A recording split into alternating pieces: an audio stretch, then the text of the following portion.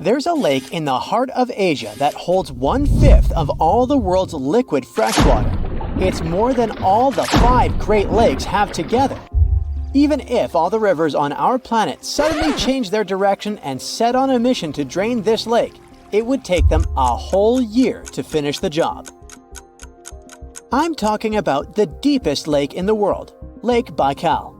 If you decide to go all the way down to its deepest point, prepare for a journey of almost 5,400 feet. The descent takes several hours, but the rift floor of the lake is way deeper, between 5 to 7 miles beneath the surface. It means it could be even further down than the Challenger Deep, which is the deepest known place on Earth. The amount of water it has would be enough for everyone on Earth to have something to drink for up to 50 years. This mighty giant of a lake replenishes its water completely every 383 years.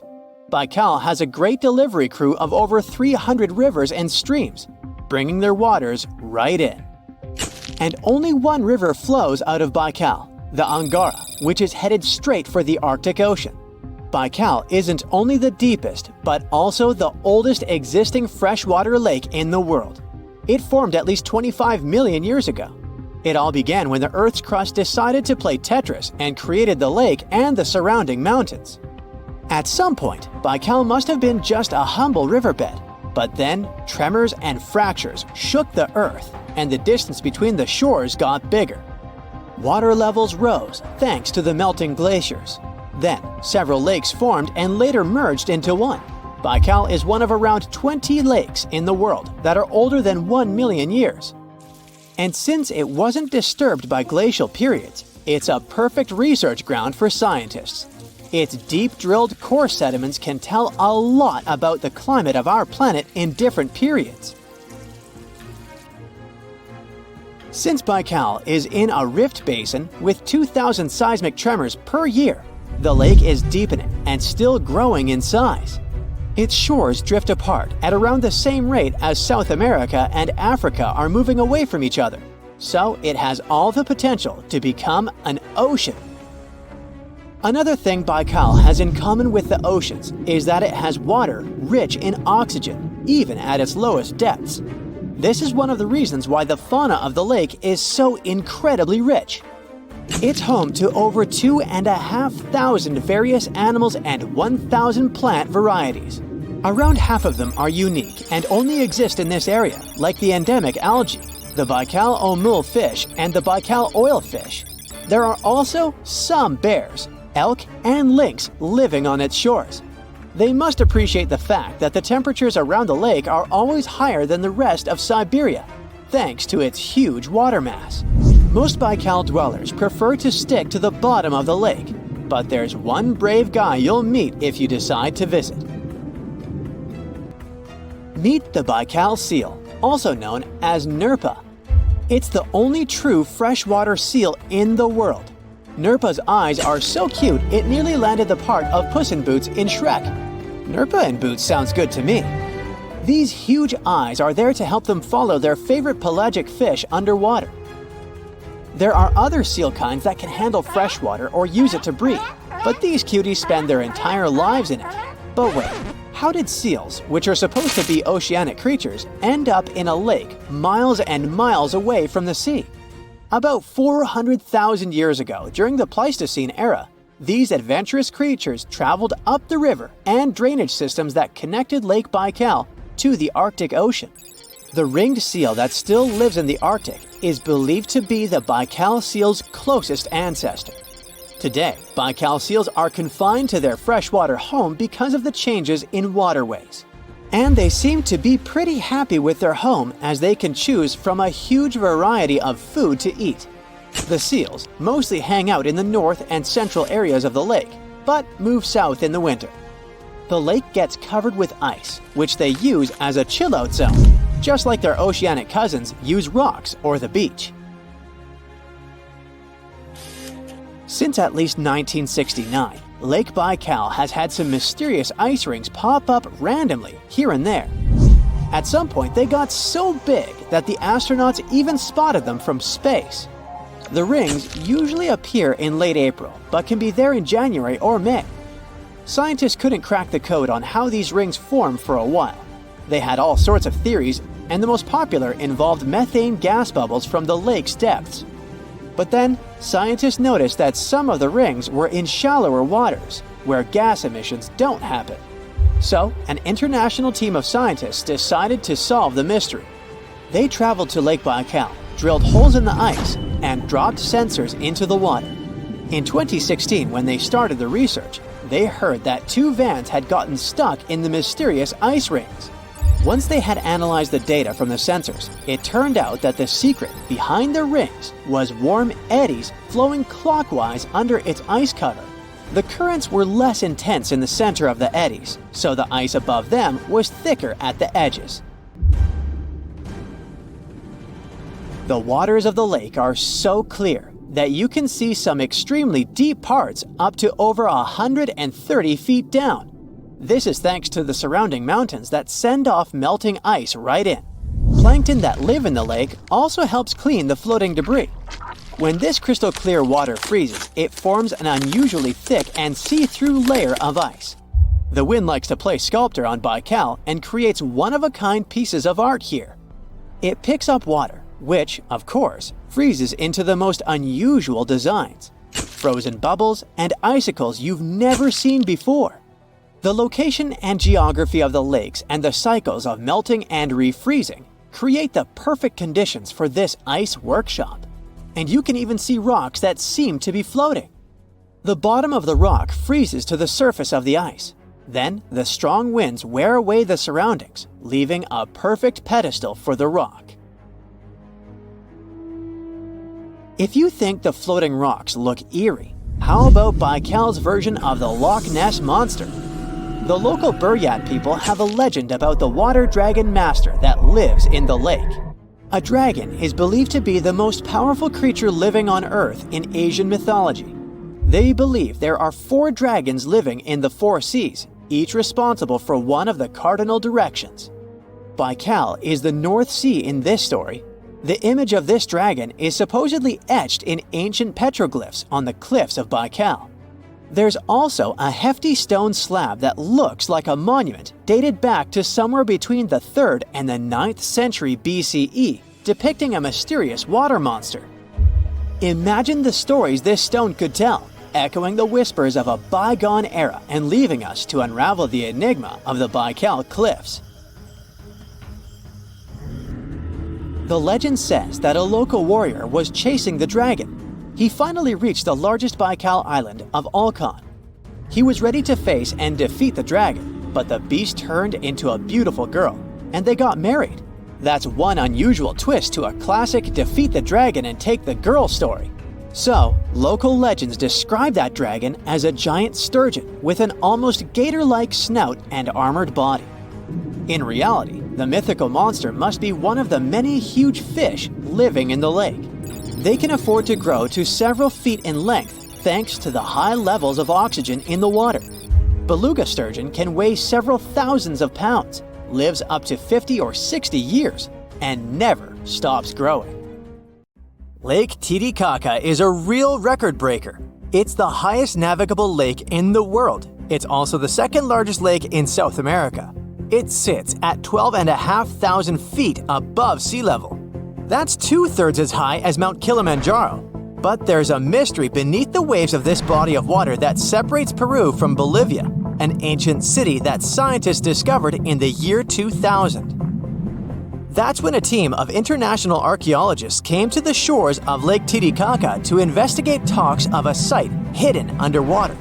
Since the 1950s, there were rumors among the local population of its existence. It took them 200 dives to reveal the full scale of the lost city. Luckily, the waters near the Bolivian shore weren't too deep, around half the height of the Leaning Tower of Pisa. They found 24 structures in total. They were spread across an area the size of 2 football pitches. There were agricultural terraces, complete with a stone wall. They even discovered a section of a paved road. But the most important find was a temple. More than 20,000 artifacts have been retrieved from it. Cooking utensils and ornaments were made from stone. gold and ceramics, a real archaeological treasure trove. The local Bolivian authorities are planning together with UNESCO to open an underwater museum.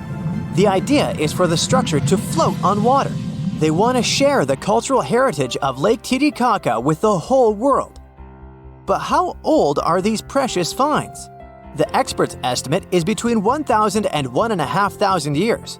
Individual artifacts were even 2,000 years old. So who lived in the area around that time? If the Incas were your first thought, sorry, you're wrong. The Incas lived after this period. They established their capital in Peru in the 12th century. The people who inhabited the lost city were the Tiwanaku. This civilization was the largest in the region at the time. Their land was located in parts of present-day Bolivia, Peru, Chile, and Argentina. The name of their capital was Tiwanaku. No surprise there. They constructed it on the shores of Lake Titicaca, making it one of the highest urban centers ever. At its height, the city had 10,000 residents. This was between the years 500 and 1000. For comparison, these were the early Middle Ages in Europe. Scientists don't know much about the culture of this pre-Columbian civilization. They never developed a written language. The more famous Incas didn't write down words as we think of them today either. Instead, they used a system of knots tied in ropes. It was called quipu. They had different colors, but science still hasn't cracked the code. However, the Incas' spoken language, Quechua, survived until the present day. There are some 12 million speakers of it spread across South America. And for the Inca people, Lake Titicaca held special significance. It's an essential part of their creation myth. According to legend, a deity emerged from the lake with some human beings. He ordered the sun and the moon to rise into the sky. With their help, he then created other humans from stone. He brought them to life and commanded them to go and populate the planet. For the Incas, Lake Titicaca was a place of birth. They believed that the spirits of the deceased returned to the lake. An important part of the myth is Isla del Sol. It's Spanish for Island of the Sun. It's a tiny island in the Bolivian east part of Lake Titicaca. On its northern tip, there are mysterious ruins. This is a stone maze that scientists believe Incan priests used in their rituals. The labyrinth of stone is not the most impressive sight on the island. In its south part, there are 206 stone steps that lead to a fountain. Some even believe this is the famous Fountain of Youth. Anyhow, the fountain sits in the shade, so it's definitely a lifesaver after climbing all those stairs. At least visitors don't have to worry about the heat. The average summer temperature is just 57 degrees Fahrenheit. The Incas have influenced the history of Lake Titicaca in another strange way. Some 500 years ago, they started entering the territory of the native tribes. To escape danger, they constructed an artificial island and sailed away to safety. Even when the Incas were long gone, the natives continued the tradition. Today, there are some 120 of these human-made islands floating in the northwestern part of the lake. They are home to around 1,300 people.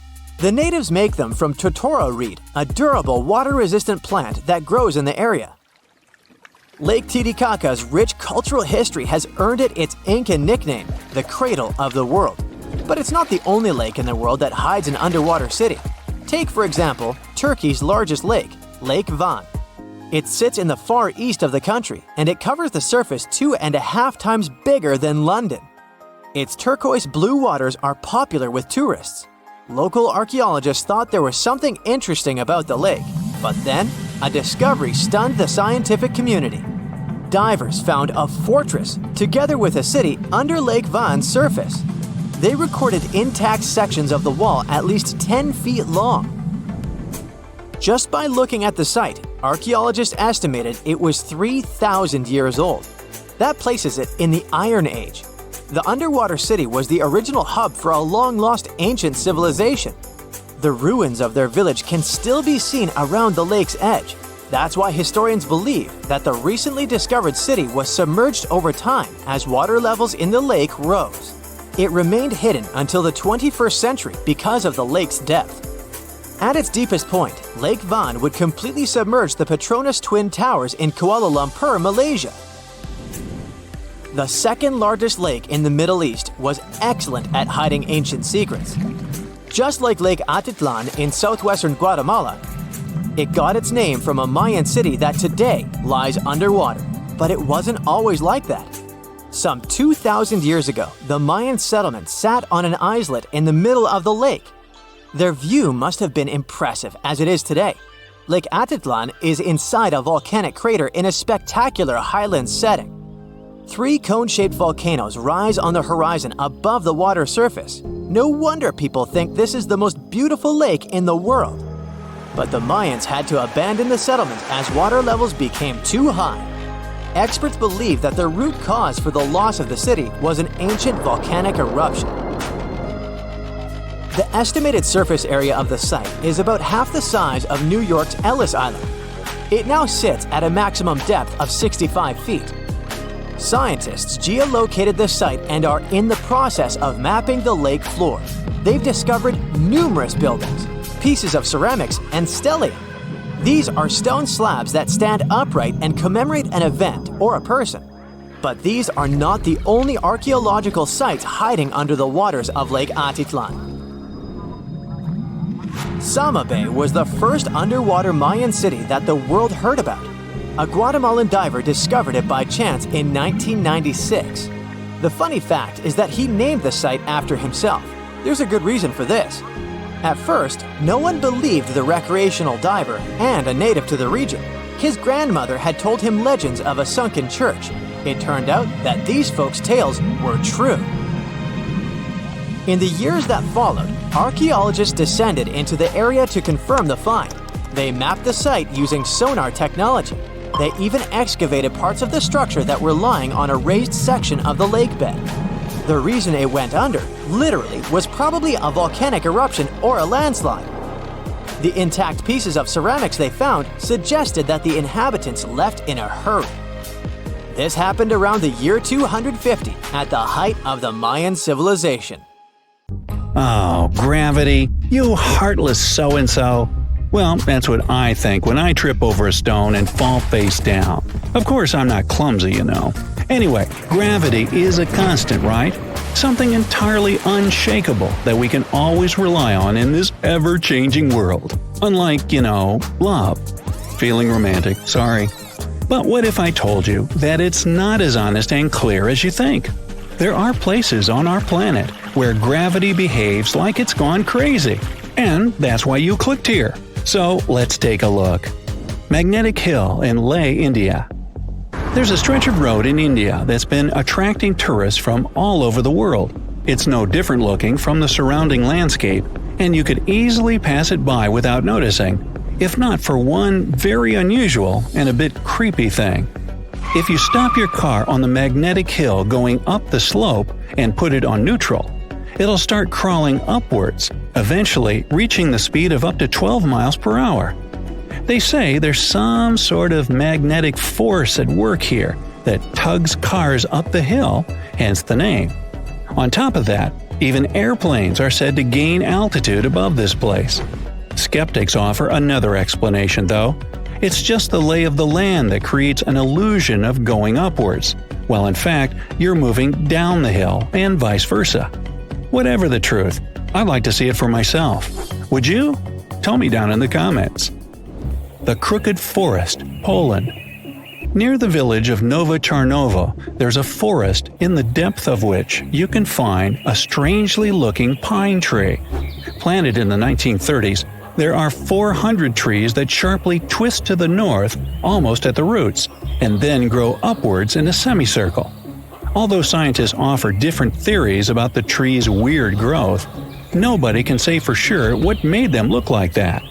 Some say it's people who did it, while others believe it's a gravitational anomaly that somehow pushed the trees down. The trouble with this version, though, is that it would have had to stay there for years, and that only affected the trees. Still, no certain explanation exists anyways, so who knows? A waterfall, Pharaoh Islands. Ever seen an upward-moving waterfall? You can have a look at one on the Faroe Islands, halfway from Iceland to Scotland. But if you were expecting me to tell you an unbelievable story about a mysterious force pushing the water up the rock, then sorry, no such thing here. The truth, however, is quite jaw-dropping anyway. The winds in this place are so powerful that they lift the water and throw it back up. I guess it was this kind of wind that allowed Mary Poppins to travel on her umbrella. Sounds good. In fact, this waterfall is not unique. There are several more places on Earth where winds create an illusion of defied gravity. For example, there's the Kinder River in England that has a waterfall constantly struggling with the wind. It's so strong that half of the Cascades water seems to just fly up without ever touching the bottom of the drop.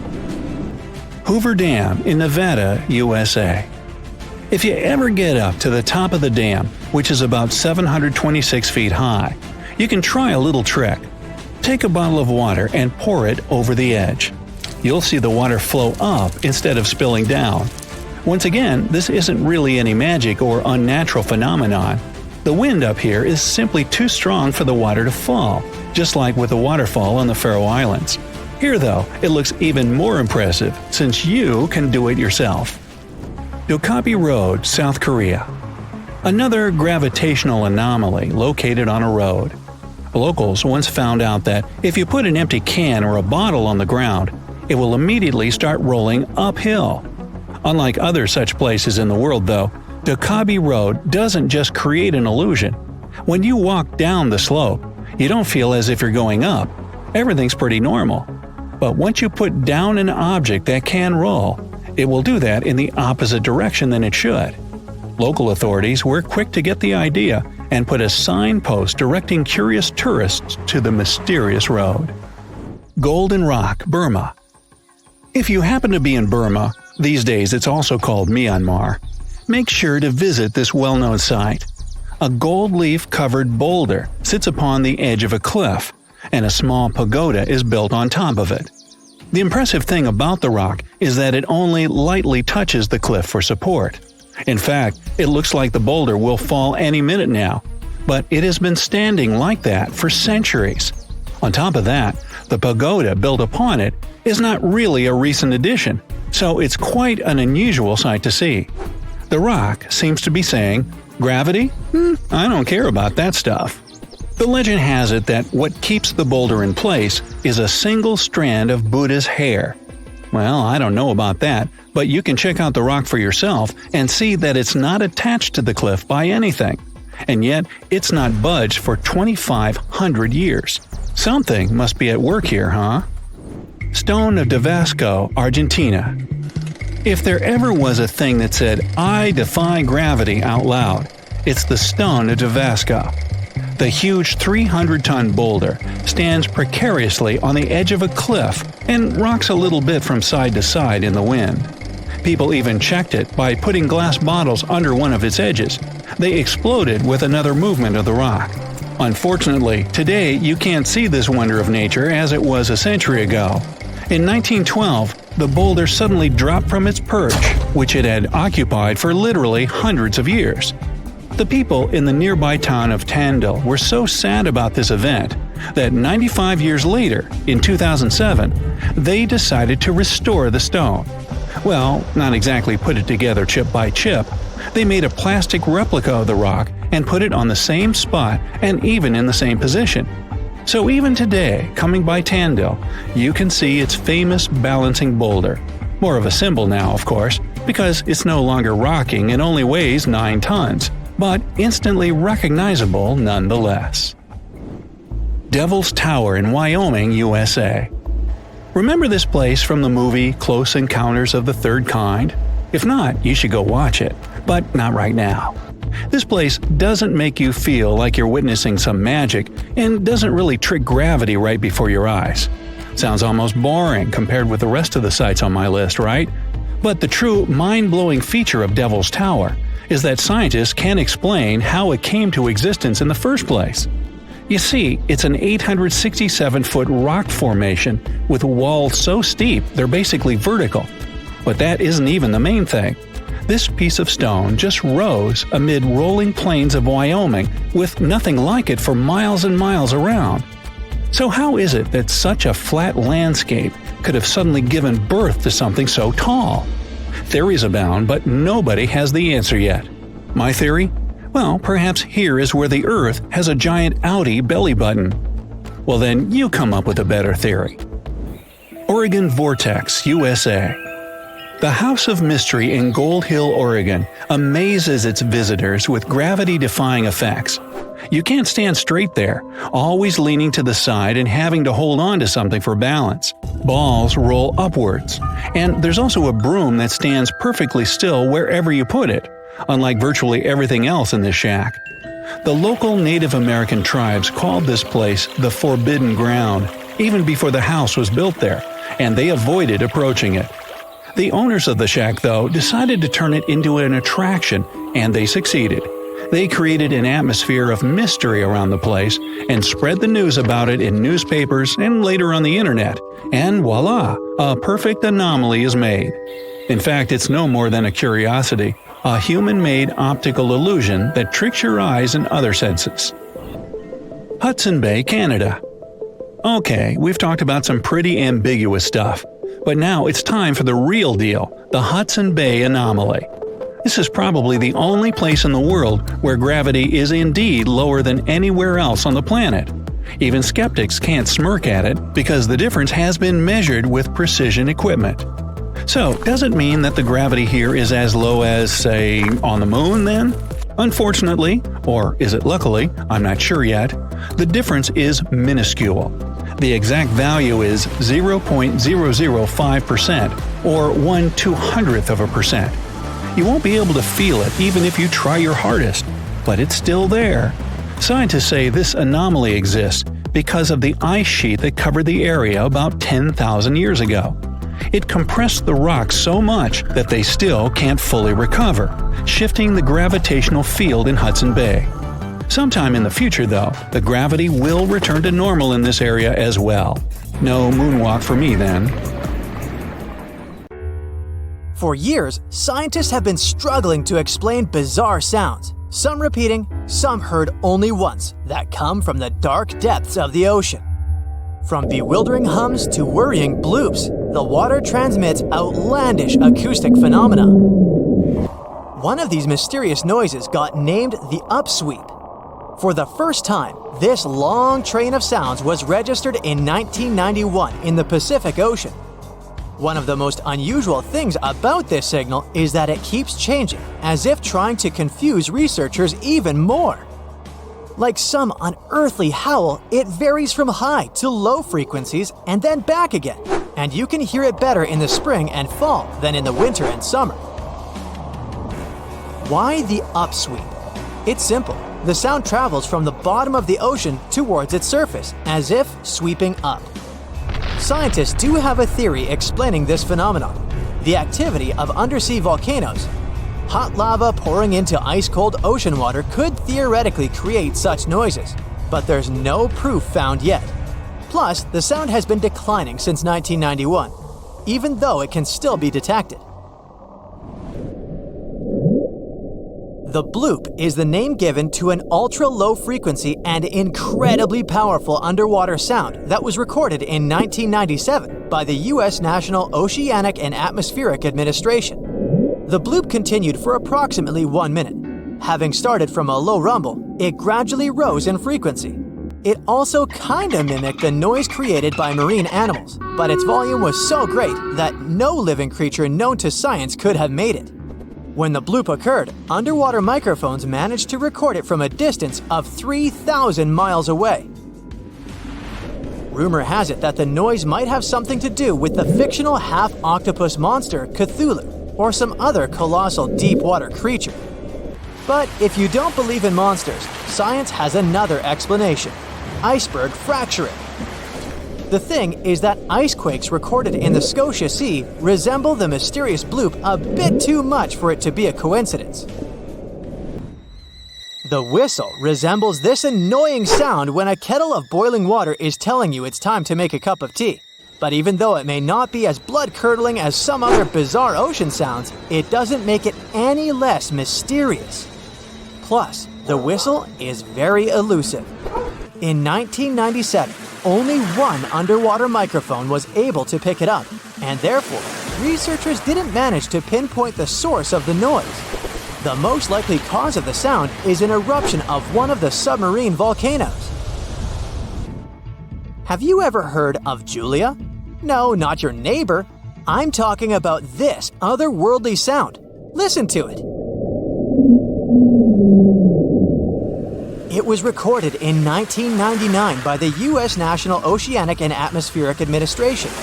The source of the sound was most likely a large iceberg that ran aground somewhere in Antarctica. The sound was so loud that it was heard over a huge territory, and its duration was about 2 minutes and 43 seconds. Slow down. That's the name given to a sound recorded in 1997 in the equatorial Pacific Ocean.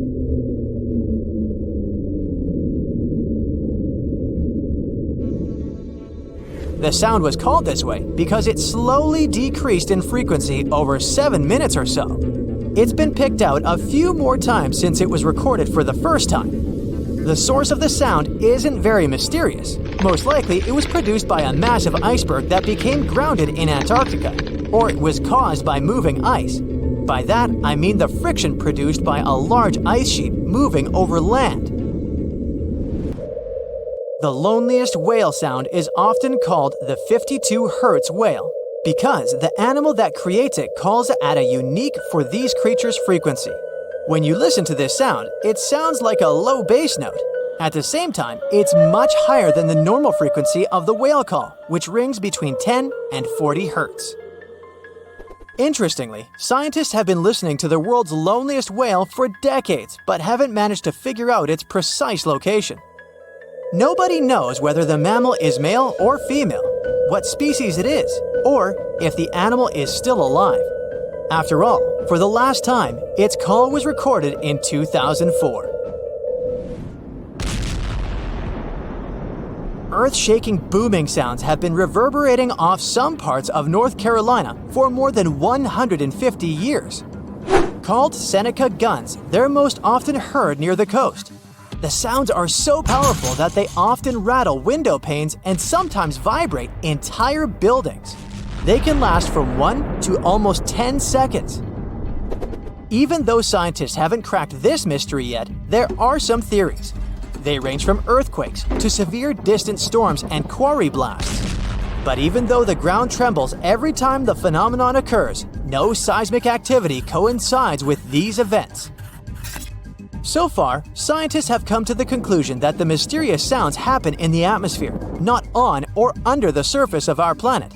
If this theory is true, bolides might be the answer.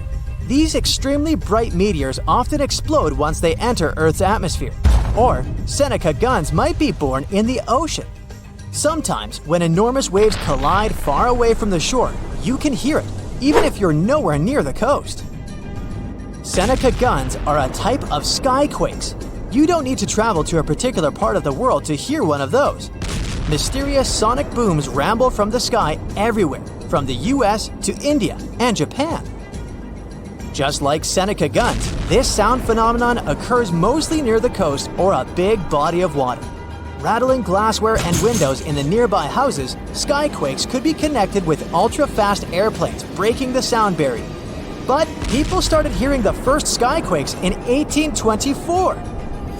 The theories trying to explain this phenomenon include sand dunes shifting, meteors entering the atmosphere, distant volcanoes erupting, Earth's crust cracking during earthquakes, and even gas bursting out of underground vents in the sea or lake bottom.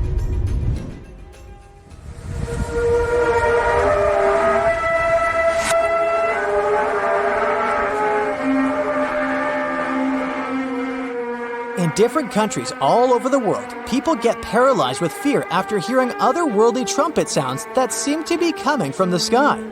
The inhabitants of the US, Canada, Australia, Germany, and the Philippines have already heard this hair-raising noise since it was first recorded in 2008. These sounds are sometimes called the sound of apocalypse. And although until recently, nobody could understand the origin of the sounds, NASA claims that there is nothing to be afraid of. The noise can be coming from our own planet. Usually, it's quiet and thus inaudible to the human ear. But when it gets louder, the outcome is the very trumpet sounds that scare people all over the world. Bristol Hum started in the 1970s when hundreds of Bristol inhabitants began to talk about a bizarre noise audible only at night. The noise was a low-level hum, and nobody could identify or trace the source of the sound. But the strangest thing about the noise was that one day, it stopped as abruptly as it started, but not before people in other towns across Britain reported hearing similar sounds. Some time ago, the mysterious sound returned. In 2015, a group of French scientists claimed that they had solved the mystery of the Bristol Hum. They stated that the culprit was ocean waves that made the ocean floor vibrate. But while it was all good and well, it didn't explain why the sound was around for only several years or why it chose to return. If you ever come to the town of Taos in New Mexico, don't let another strange and unexplained phenomenon send you running for the hills. This phenomenon is a faint, low-frequency hum ringing in the desert air and grating on your nerves. Even stranger, only 2% of people who live in Taos hear this noise. But for those who do, it's unstoppable torture. On top of that, everyone describes the sound in a different way, from a quiet whir to an eerie hum or even persistent buzz. And while some people believe that the Taos hum is the result of unusual acoustics, the others suspect a bad case of mass hysteria. No one has located the origin of the hum yet. In Utah, in the middle of the desert, there are striped ponds that seem to be something from another world. The color gets even more dramatic, contrasting with the red Moab desert. The ponds have those stripes because of the evaporation. The more water there is, the more vibrant the blue shades appear. The electric blue color is artificial, though. People add cobalt blue dye, so the water absorbs more sunlight and evaporates faster. As the water disappears, the crystals of salt and potassium are left behind, which are gathered later for chemical production. You don't want to swim in there. Another unusual lake that has its looks thanks to evaporation is Spotted Lake in Canada. In winter and spring, it looks just like a regular lake. But in summer, when the sun gets scorching hot, some water evaporates, but small pools of minerals are left behind. The polka dot spots are usually green, yellow, and bluish. There are no two similar pools. They all have different colors and sizes. Don't get too close here, this place is quite sensitive.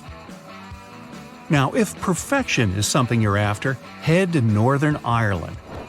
The place, called the Giant's Causeway, has no extraordinary waters, but the surrounding stones and columns look so smooth and impeccable that it's kind of hard to believe they were created by nature. All those cracks were formed thanks to a volcanic eruption, but the legend has it the site was made by a mythical giant named Fin McCool. He must have been really cool.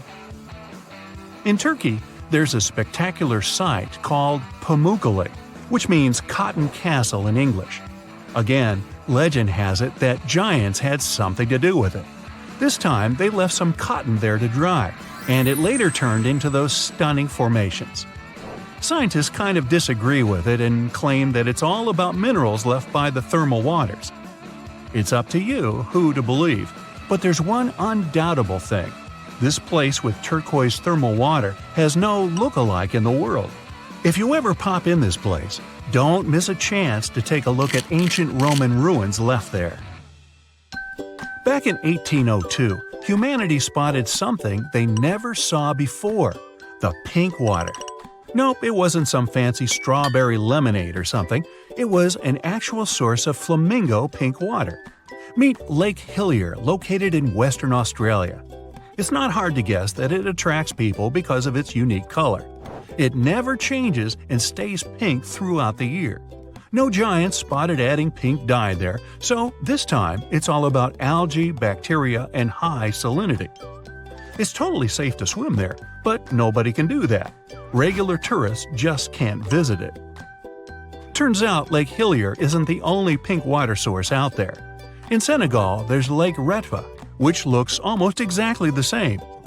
It looks like an extra-large milkshake for the same reasons. high salinity, and algae that love salt. These algae produce red pigments to help absorb sunlight, so the lake color gets even more intense in the dry season. The notorious Thors Well isn't as dangerous as they say, but it looks a bit scary at high tide. The water fills it from underneath, bubbling and bursting up. Then this vigorous spray of water goes back into that hole, so it seems endless. One more place that depends on tides is Mont Saint-Michel in Normandy, France. The magnificent castle is surrounded by water, but not permanently. Choose the time wisely, it all depends on the moon. The highest tide can be seen 36 to 48 hours after a full moon. Chances are, if you come there at the wrong time, you'll see nothing but a couple of puddles. The Bottomless crater in Siberia looks like a doorway to the neither. It's about a half-mile long and nearly 300 feet deep, and it never stops growing. The deeper it gets, the more layers it has. They show what our planet looked like thousands of years ago, as the slumps reveal the used-to-be climates. The crater appeared back in the 60s, and it all started because of rapid deforestation. Trees no longer cast shades on the ground, and it got hotter. The permafrost melted, the soil cracked, and the crater appeared. In the middle of the Atacama Desert, Chile, you can spot a super weird thing. The rocks rise out of the sand right in the shape of a hand. No giant here again, just a sculptor-artist who made it. Some desert rocks can even walk. Walking rocks, also known as sailing rocks, can move on their own and leave long tracks across one of the valleys in California. Scientists even installed GPS navigators on some of them, and they showed those rocks can move pretty fast. Many researchers believe it's all about temperatures. At night, the desert almost freezes over, and the sheets of ice formed underneath melt during the day, so the rocks literally slide. Gippsland Lakes, Australia, can glow at night. Bacteria get agitated in the water when the algae bloom, and their movements give that bioluminescent effect. Still, the beauty of red algae bloom is extremely misleading. Red algae contain high levels of ammonia, so think twice before diving in. It's safer to enjoy the scenery on the shore. Just a tip, you should probably do that with your nose closed. The decaying algae doesn't smell like roses. Phew. Water often glows because of bioluminescent jellyfish, and so do caves. In New Zealand, there are glowing worms that emit greenish-blue luminescent light. You can see these guys only in total darkness. These worms are carnivores, and the main reason why they glow is to attract prey, so beware. They also make webs, just like spiders. To see them, head to the Waitomo glowworm caves. There are even guided tours. Chocolate hills? Yummy! The name is explained by colors. Those hills in the Philippines have a range of brown and green colors. Have you seen a green chocolate though? This spot has such a sweet nickname because the foliage gets brownish in the dry season. The hill shape is so regular that it's often mistaken for being artificial. Still, these are just some uplifted coral deposits, appeared because of rainwater. Just imagine a beach of ketchup spilled for miles and miles and a never-ending portion of French fries. Okay, it's just a dream, but a ketchup-red beach exists in real life in China. It's called Punjin, and it's at least 18 miles long. Usually, either giants or algae are responsible for such phenomena. This time, these are algae. They turn red in fall and make this beach one of the most colorful in the world. Good news, it's open to the public, but only a small section. We've seen a red beach, off to red waters. Antarctica isn't only white, it can be red too. In the Taylor Glacier, there's a crimson waterfall coming from a super salty lake. The water is rich in iron, which forms rust when it reacts with oxygen. The water stays liquid even at sub-zero temperatures because of the high salinity. Glass Beach in California is another beach that looks so incredible that many people don't believe it's not made by humans. Well, they're partly right. The glittering, colorful glass stones used to be bottles dumped into the ocean. The waves took these bottles, broke them down, polished them to perfection, and voila! The beach is ready. Another thing created by accident is Fly Geyser in Black Rock Desert, Nevada. An energy company was drilling the soil in search of geothermal water, and boom! Today it's a scalding fountain of green and red water rising up to 5 feet high. Well, let's play a guessing game. Why is the water colored? It was a random giant walking around who added some dye in there. Or it's the thermophilic algae. Right, it's all about the algae again. In western Venezuela, locals living close to the Catatumbo River aren't afraid of lightning because they see it almost every single night within the clouds. It starts at around 7 p.m. and doesn't stop until dawn. The everlasting Catatumbo lightning once stopped for a few months, from January to March 2010. It was probably due to drought. No magic algae in this river, guys. Many believe it's just because of cold and warm air currents meeting around the area. Now, this island may not have incredible natural phenomenon, colorful algae, or even giants, but it has an enormous population of cats, which makes it literally the best place in the world if you like cats. Cat Island in Japan has quite a plain story. Back in time, people would go there in search of silkworms. Mice feed on those worms, so cats were a must there. If tourists come there, they can stay in cat-shaped cabins. Clever. Naturally, no dogs are allowed there. Oh, and if you want to make a donation, you can always feed the kitty. You're strapped in a boat cruising down the Amazon River with the sun scorching hot. As you check out your map, your boat starts rocking back and forth. The water is starting to get more intense, so you hang on for dear life. You tuck your map in your pocket and try to take control of your boat. You strike some jagged rocks and duck low to avoid tree branches. Your boat strikes a large rock out of nowhere and capsizes. You're swimming in the murky green water. While you're trying your best to get ashore, your boat gets washed away. Underneath the water lies a whole new world of bizarre and dangerous animals. Candiru fish are snake-like creatures that can grow up to 16 inches long. Arapimus can weigh more than an adult male and are taller than most basketball players. They're the biggest freshwater fish in South America. They have a hybrid gill system that forces them to pop up to the surface every 5 to 15 minutes to breathe in oxygen for their large swim bladder.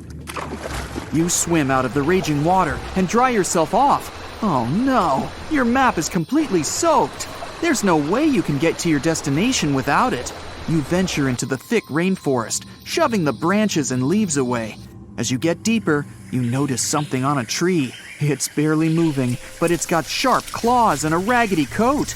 It stretches its arm to another branch and tries to pull itself up, ever so slowly. Sloths sleep more than half their days and only head down from trees once a week. They're so motionless, they sometimes grow algae and moss on their fur. The rainforest gets denser with each step until there's barely any sunlight illuminating the path in front of you. You notice a figure following you. With every branch you step on, you can hear a faint sound right next to you creeping around. You start walking a bit faster, and the sound catches up with you. You make it out of the dense part and tread along a narrow path until you reach a cliff. You can't walk normally here, so you pin against the wall and walk sideways to cross the hills.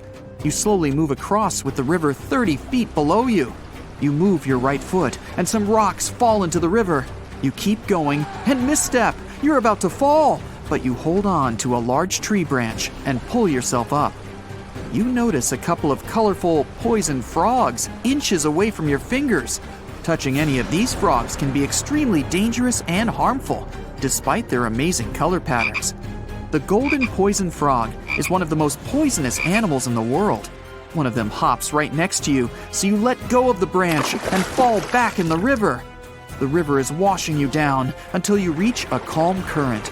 Underneath you is a swarm of piranhas swimming with their sharp teeth. The red color on their skin is unmistakable, so you swim off like an Olympic athlete. Piranhas will eat anything that gets in their way, no matter the size. You grip onto a log and climb up a small rock to catch your breath. There's a huge electric eel underneath the rock. Despite their name, they're more related to catfish than eels. They use their powerful 600 volts of electricity to defend themselves and catch food. You're stuck, unless you're like the common basilisk that can run on the water like a jet ski. These incredible lizards have special webbing on their toes and can run the distance of a basketball court. You hop on a bunch of rocks until you reach the land. You continue walking along the riverbank until you come across a moving rock. You rub your eyes and see it moving again. It's a dinosaur-looking turtle that resembles a crocodile with armor. The mata mata is a freshwater turtle that disguises itself with its surroundings to catch prey. Their heads stretch longer than their bodies. You shimmy your way past it and continue. You head back into the rainforest and find a spot to rest. Wait, there are giant ants everywhere. They're the biggest ants in the world and can produce one of the most painful stings out there, even comparable to a wasp's sting. You immediately get up and find another place to rest. As you continue walking along, you notice the same feeling of something following you. You can hear some leaves rustling, but it's getting dark and there's no way of telling. You find a nice little spot to build a campfire and catch some Z's. But in the Amazon, everything is a threat. Except for those cute capybaras wandering around. They live in groups next to water sources. They're also the biggest rodents in the world. You don't need to worry about them if you're stuck in the middle of the Amazon rainforest. Suddenly, you feel something slithering up next to you. You look down and see a massive green anaconda just about to constrict you. They are the heaviest snakes in the world and can grow up to 20 feet long and have a huge appetite. You get up and sprint your way out of there. All right, you found a decent cave to crash in. It's daytime again, and you're still alive. You continue walking along the rainforest. You were able to find some breakfast to boost your energy for the rest of the day. You spot something on a tree that looks like a branch, but it's actually a potu, a master of disguise that can spend days motionless on broken tree branches. These bizarre birds use those branches as their permanent home, where they lay their eggs and chill all day. You continue your way through the rainforest and see a Brazilian wandering spider crawling on a tree branch right in front of you. 8 of these species can be found in the Amazon area. They are some of the most aggressive and venomous spiders out there. So, you make a big detour and walk away from it. You feel someone walking next to you again, but you still can't figure out what it is. You see a steep cliff with a waterfall hitting a large lake ahead of you. Looks peaceful, until you see a team of black caimans gathering around the shore. They're the biggest predators in the whole Amazon ecosystem and feed on anything that moves. It's a good thing you're on high ground, otherwise, whoa! You slip and fall down the river, right on the deep end. So far, no caimans spotted you. You swim underwater and try to get to the opposite end of where the reptiles are. As you climb out and dry yourself off, you notice some large black spots on you. You try pulling them off, but they've latched on pretty hard. The Amazon giant leech finds its target by tracking movement and shadow. Once they attach themselves to the skin, it's extremely difficult to extract them. The best way to do so is to slide your finger next to its mouth and pull it off slowly. Ugh. You manage to get them off your body and see that the caimans are swimming towards you. You're pinned to the wall with the lake of hungry reptiles approaching. Suddenly, a pink dolphin jumps out of the water and splashes all over them. They can grow larger than humans and are the celebrities of the Amazon. Scientists think they get their color from the blood capillaries on their skin. The Amazon even has bull sharks swimming around. These carnivorous giant fish are threatening to humans and can swim in both saltwater and freshwater. These sharks prey on anything within their reach, including other sharks. The dolphin distracted the caimans, so you climb up the cliff and try to find the best way to escape. Opened jaws waiting for you to fall into the pit are right below you. You're lucky enough to escape to the top, but as your arms pull you up, the first thing that you see is a jaguar looking straight at you. It's the creature that's been following you this whole time. You get up while it starts circling you, timing its strike. You know that you can't take on a jaguar, nor can you outrun it, so you grab a large tree branch from the ground to defend yourself. It jumps at you, but you duck down in time. The jaguar lands in the water far away from the caiman crocs. It's a good thing these large kitties are excellent swimmers. You pick yourself up and continue. And to your surprise, you find your boat again. You fix it up and sail your way out of the Amazon. Whew! On the outside, the surface of this lake looks like the aftermath of a disaster. Empty tree trunks spike out of the turquoise waters. The lake is surrounded by mountains, making it a quiet but unsettling place. But those who dare to swim under these dangerous waters will soon discover a whole new world. This isn't the beginning of a fairy tale. It's the actual story of Kayindi Lake, located in Sati, Kazakhstan. Back in 1911, an earthquake caused a major landslide in this location. The valley created eventually filled up with rainwater, practically submerging the forest. The trees that are located above the waters might look very sad, but beneath the surface, they remind you of an underwater forest. Since the waters are crystal clear most of the time, you can still see this fascinating view even from its shores.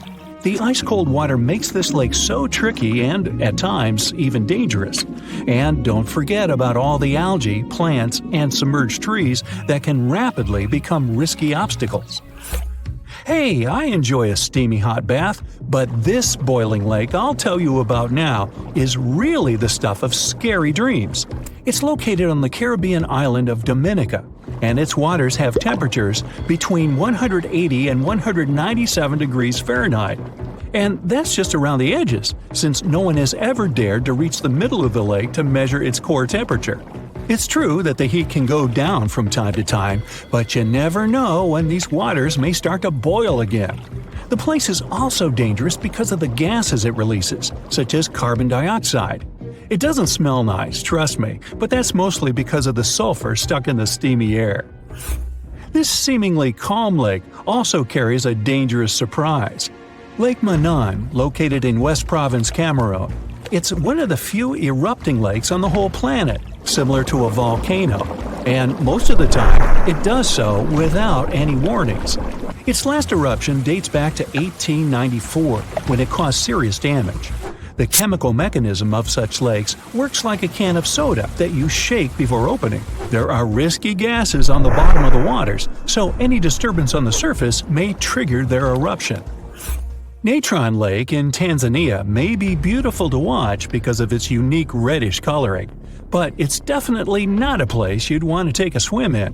While the water is extremely salty, it also combines with algae, which, by the way, are responsible for the coloring. And that's not even the riskiest thing about it. Natron Lake has pH levels so high that they become corrosive. If you dampen a piece of dyed material in this lake, it'll soon be stripped of its color. These high levels of acidity can also cause serious problems to the human skin.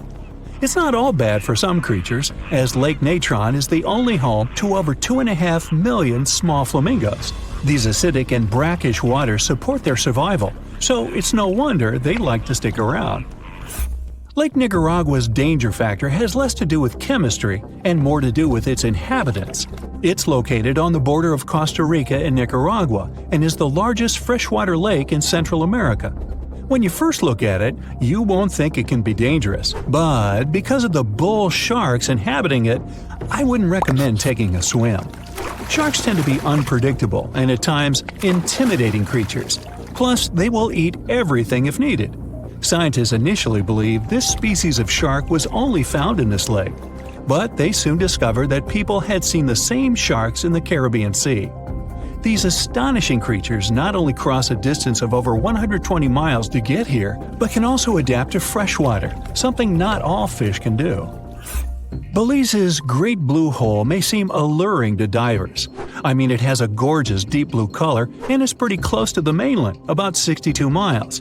The problem is that beneath the surface of these tranquil waters is a mixed-up series of tunnels which contain many types of coral and other wildlife. These caves are what makes diving through the Great Blue Hole tricky. More so, specialists discover that deeper into the waters there are fewer and fewer creatures. Why? because of a hidden layer of hydrogen sulfide that spans over the whole width of the sinkhole. Since there's no oxygen, no creature can ever survive this deep into the hole. Lake Lanier is the largest lake in the state of Georgia. It has a lot of visitors each year, about 11 million, so that's about the same number as visiting the Louvre Museum in Paris. Despite its popularity, a lot of accidents happen on this lake, and nobody knows for sure why. One of the explanations may lie beneath the surface of this mysterious lake. There's a lot of debris and rubble in there, along with random objects that have been tossed in, like boats, lawn chairs, and even fishing wire. All this creates a tricky underwater obstacle course. With the added low visibility on the surface of the lake, this place can become risky to navigate. Another one of those lakes that looks like someone might have overdone with editing is the Grand Prismatic Spring, located in Yellowstone National Park, which stretches into the states of Wyoming, Montana, and Idaho. Swimming here is completely prohibited. Why? It's 189 degrees Fahrenheit in the center, almost close to boiling temperatures, and the outermost ring reaches around 131, hence the colors. Since the center of the water is way too hot for any life to make it, there's nothing clouding the surface. The lack of any living organisms here creates that vivid blue that looks almost painted over.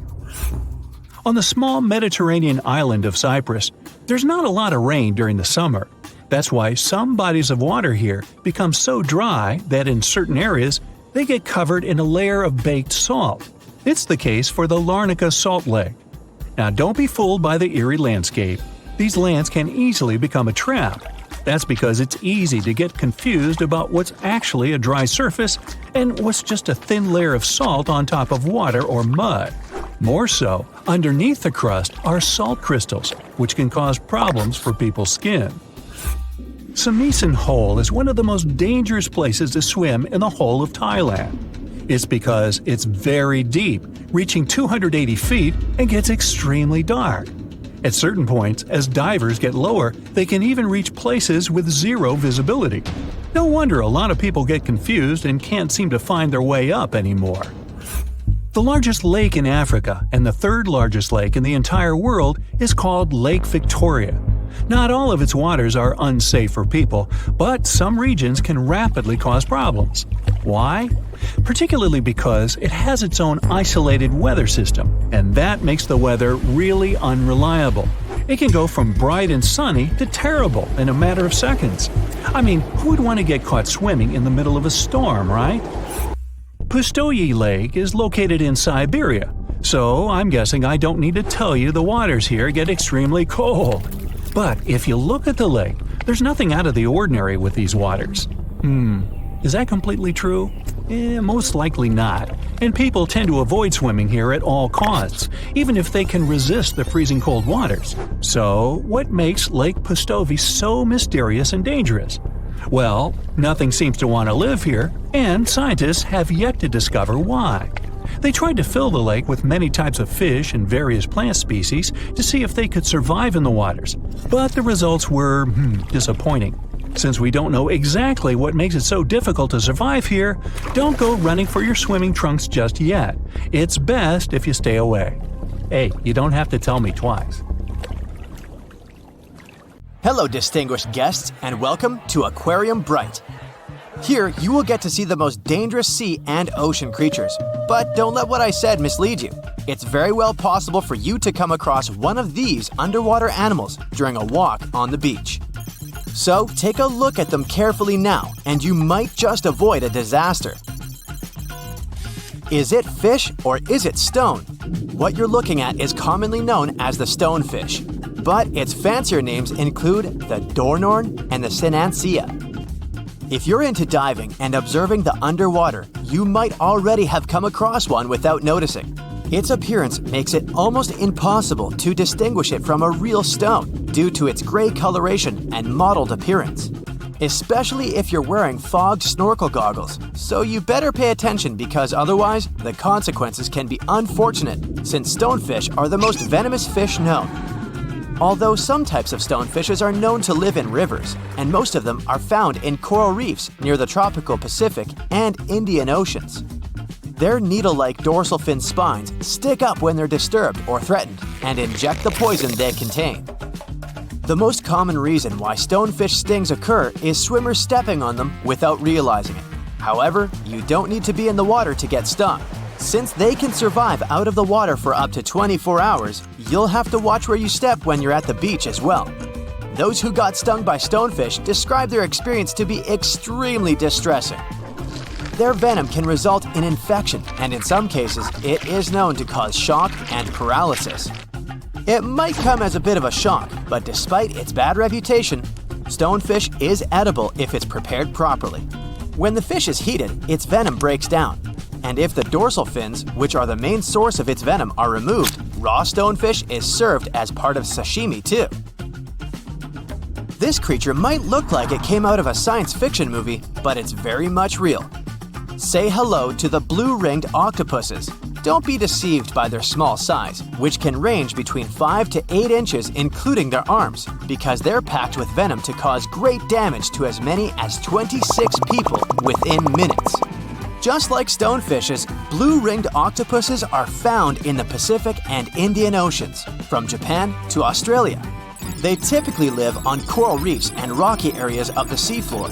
Some may also be found in tide pools, seagrass, and algal beds. Blue-ringed octopuses are not aggressive in nature.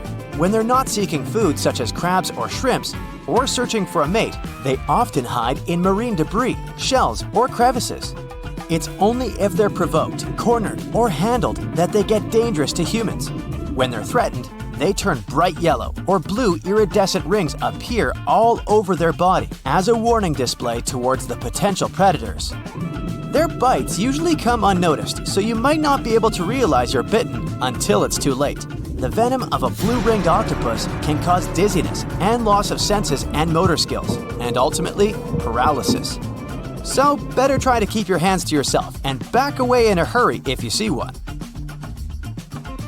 Nope, it's not a flower bouquet, so don't try to pick and smell one of those pink tube-like things.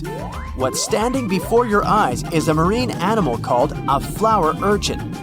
It may look gorgeous, but don't let the looks deceive you. It was named the most dangerous sea urchin in the 2014 Guinness World Records.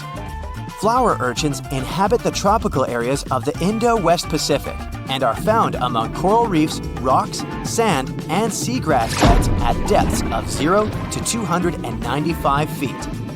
The most noticeable feature of them is their pedicularia, which are claw-shaped defensive organs that are also found in sea stars. What makes flower urchins differ from any other sea urchin is the fact that their pedicularia is, as the name suggests, flower-like, and usually pinkish-white to yellowish-white in color, with a central purple dot. Hidden underneath those flowers, they possess short and blunt spines.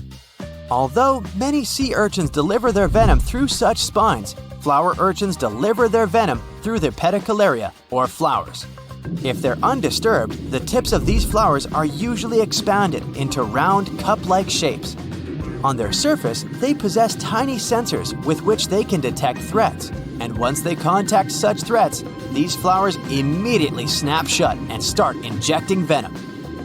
What's weird is that the little claws of the flowers can sometimes break off from their stalks, stick to the point of contact, and continue injecting venom for hours into whoever touched it. Yeesh! Looks like a giant puddle of melted strawberry ice cream, right? You wish. It's a lion's mane jellyfish, which is also called giant jellyfish, Arctic red jellyfish, or hairy jelly. They're known to prefer cool water. That's why they can mostly be found in the Arctic, northern Atlantic, and northern Pacific Oceans. But it's possible to spot them around the British Isles or in the Scandinavian waters too. Lion's mane jellyfish are one of the largest known species of jellyfish. They get their name from their long, flowing hair-like tentacles and can reach lengths up to 10 feet. And although the average bell diameter of a lion's mane jellyfish is around 20 inches, they can sometimes attain a diameter of over 7 feet. The largest lion's mane jellyfish recorded was seen in 1865 off the coast of Massachusetts. It was measured to have tentacles around 125 feet long and a diameter of 7 feet. To help you picture it, This is longer than a blue whale. Lion's mane jellyfish hunt by extending their tentacles outward and creating a trap to catch their food. Since they have around 1,200 stinging tentacles, the fish would have to be extremely lucky to be able to escape them. The sting of a lion's mane jellyfish is usually not life-threatening, but you would still want to avoid swimming into its tentacles because it can be very painful to humans. And if you see one washed up on the beach, better not touch it because it can still deliver a sting long after they've been on the shore. Fun fact, the lion's mane jellyfish appears in the Sherlock Holmes story, The Adventure of the Lion's Mane, as a suspect. But don't worry, we won't give you any spoilers. The last marine animal you're seeing now is a sea snake, and yes, they are different from eels. There are 69 identified species of sea snakes. Most of them can be found in the tropical and subtropical waters of the Indian and Pacific Oceans, and they have been around for millions of years. To make things easier, scientists have separated all different species of sea snakes into two categories: true sea snakes and sea kraits. Whereas true sea snakes spend almost all their time at sea kraits can spend some time on land as well. If you see a snake on the beach, you can tell whether it's a land or sea snake by looking at its tail. If it's paddle-like, then that's a sea snake you got there, but make sure to keep your distance in both cases. All sea snakes need to surface regularly to breathe since they have no gills. That's why you can come across one while swimming. If that happens, you better swim away as fast as you can because most sea snakes have more venom than the average cobra or rattlesnake. However, since they only attack if provoked, bites are quite rare.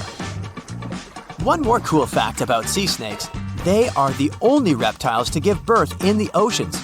The majority of sea snakes keep the eggs within themselves and give birth to nearly fully formed snakes while swimming. That's except for the yellow-lipped sea krait though. They come onto land to lay eggs of their little ones. Remember the stonefish from the beginning of our tour? They're hunted by sea snakes. Blame the food chain.